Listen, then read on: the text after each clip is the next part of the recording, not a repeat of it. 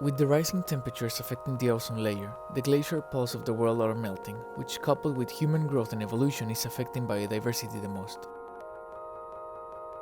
This human and non-human invasive coexistence is having side effects such as COVID-19. Since the humans starting to invade biodiversity's habitat, the boundary between entities was lost. In order to reduce zoonosis and biodiversity loss, an established boundary with nature regeneration is needed. With the melting glaciers, the sea level rise. Therefore, we are projecting a flooding London that surpasses the current barriers in 200 years. With this flooding, the new water volume would generate marshlands at the edges.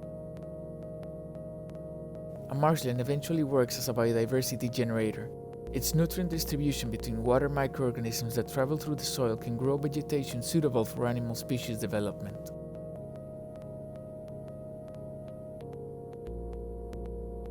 In order to bring the marshlands benefits to the inside part of the city, we found the proximity relationship between bird location points and green area. With the exploration, we extracted the high-density spots, marking them as the most suitable areas for habitation and reproduction.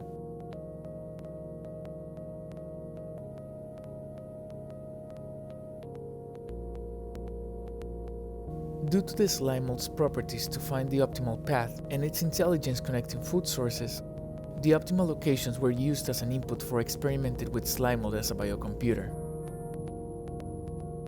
After testing the locations, a nutrient distribution network from the marshlands to the inner city was created, bringing the marshland properties to the optimal habitat location.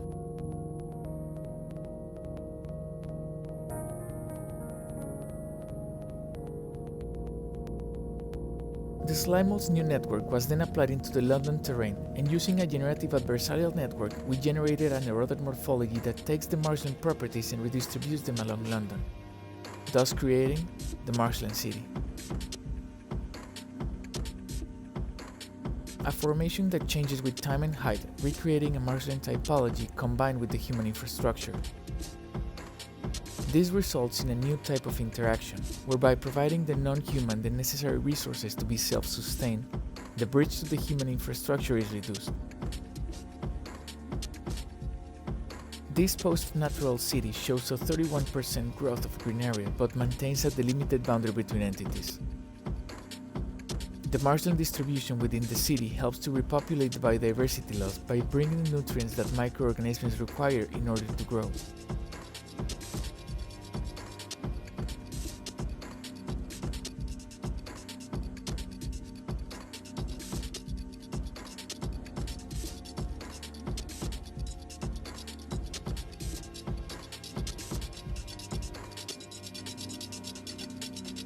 After analyzing the Marshland City, materials such as algae and bacteria were extracted and combined with cement to form the materials that will shape the human and the non-human programs. Understanding the entities' interactions, a fibrous programmatic structure was created with different grids according to its main user. These programs are combined in each extruded volume to create a space for coexistence. Allowing each entity to develop its own environment, each volume becomes a nest that hosts multiple entities with different programmatic activities. With the Marshland City and the fibrous synthetic nest, biodiversity can find its properties to grow. At the same time, different entities coexist with a boundary that can reduce human and non-human interaction issues such as COVID-19.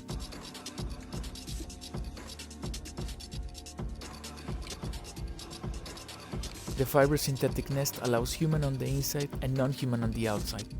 The Marshland City embraces a flood caused by climate change to establish controlled coexistence in a post-natural scenario, thus creating the Biocoenosis Nest.